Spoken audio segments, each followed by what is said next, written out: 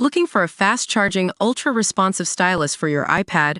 Meet the 2X Fast Charge Active Stylus Pen, designed for 2018 to 2025 Apple iPads. Take your creativity and productivity to the next level. Click the link in the video description to shop now on Amazon. Imagine being part of a musical revolution that changed the course of history.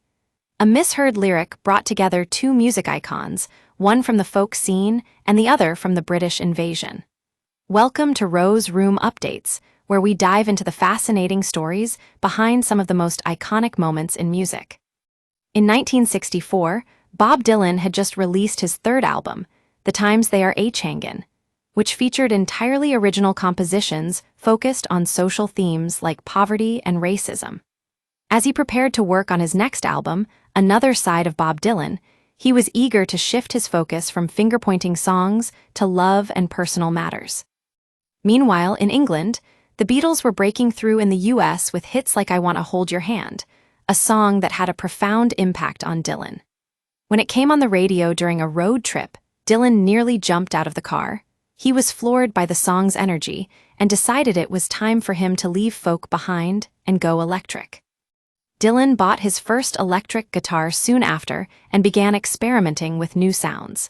He saw the Beatles as pioneers in pushing music forward, their chords outrageous and harmonies making everything valid. Dylan believed they were pointing the direction of where music had to go. The Beatles had also been discovering Dylan's music, particularly his second album, The Freewheelin' Bob Dylan. They were captivated by it and played it non-stop during their residency at the Olympia Theatre in Paris. Paul Lennon recalled that we all went potty on Dylan after hearing the record.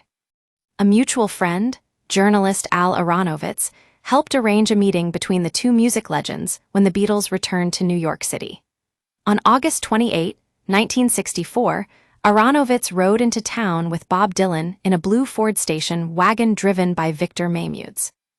As they arrived at the Delmonico Hotel, they were met with a crowded hallway of teenagers, reporters, and other musicians waiting to meet the Beatles. Despite initial hesitation about Dylan's music being bubblegum, he was eager to connect with his idols.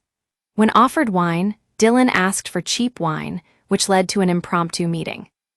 As they waited for Mal Evans to return with the wine, Dylan suggested smoking some weed, assuming the Beatles had tried it before. But when told they hadn't, Dylan's confusion turned to curiosity. With a joint lit, Dylan handed one to John Lennon, who nervously passed it on to Ringo Starr, saying, "My royal taster."